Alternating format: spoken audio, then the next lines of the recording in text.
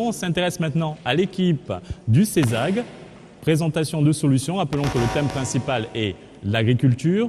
Quelle est la problématique sur le thème de l'agriculture que vous avez choisi? Quelles solutions pour contribuer à la réduction du déficit de production agricole? CESAG, vous avez 6 minutes pour nous convaincre et n'oubliez pas, ensemble, c'est à vous.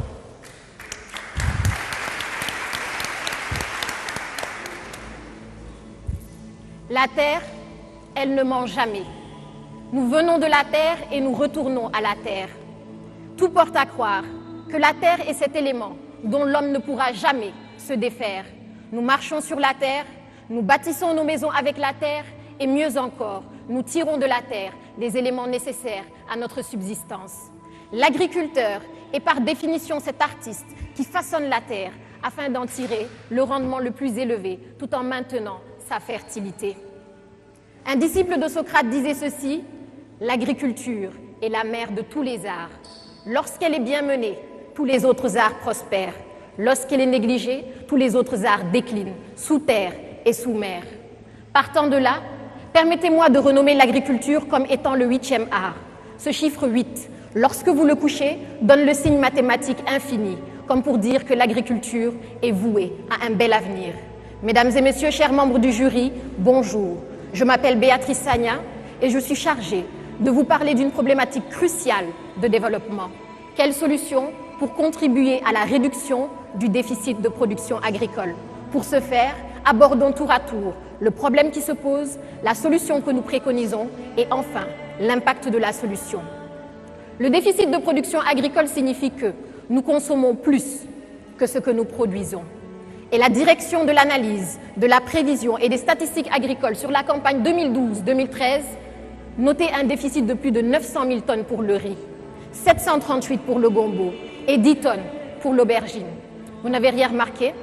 Chacun des produits que je viens d'énumérer entre dans la composition du tchèb. Autrement dit, notre tchéboudienne est en partie importé.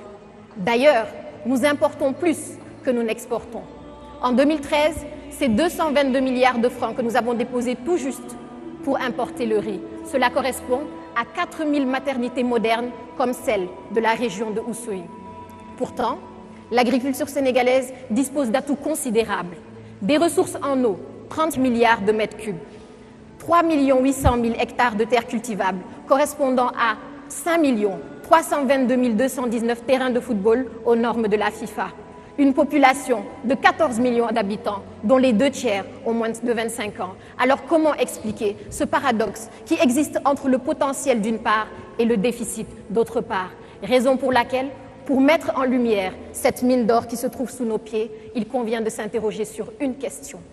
Quelle solution pour contribuer à la réduction du déficit de production agricole? De l'indépendance à nos jours, l'agriculture a connu la création de sociétés comme la SAED, la Sonacos devenue Sunéor avec les socialistes, de plans et programmes comme le REVA, la Goana avec le président Wade, PRACAS avec le président Macky Sall. Et si chacune des actions entreprises a permis de réduire ce déficit, il convient d'être encore plus percutant. Mais comment? Les experts de l'agrobusiness et de l'agronomie s'accordent à dire qu'il y a 5 facteurs clés de succès pour une agriculture productive. L'eau, la terre, une main-d'œuvre qualifiée, la mécanisation et le financement. Notre solution englobe ces 5 axes et se veut inclusive. C'est pourquoi nous avons opté pour les domaines agricoles communautaires comme solution pour réduire le déficit. Mais les DAC, c'est quoi? Ce sont 10 sites agricoles installés à travers le pays de 1000 à 5000 hectares sur initiative de l'État et sur un horizon de 5 ans. Ils comprennent de vastes étendues de terres dotées d'infrastructures pour résoudre le problème de l'accès aux terres et de la mécanisation, un incubateur d'entrepreneurs agricoles pour booster les qualifications et un pôle de compétitivité économique pour créer de la valeur. Jean-Pierre Senghor, coordinateur du PRODAC, annonçait un financement de 100 milliards pour financer ce programme, parce que l'agriculture aussi est une question d'investissement. Ce montant sera financé par un partenariat public-privé pour le développement de l'agriculture sénégalaise. Notre solution a d'ores et déjà produit des impacts considérables et le premier DAC de Itato, dans la région de Kédougou, en est un exemple palpable.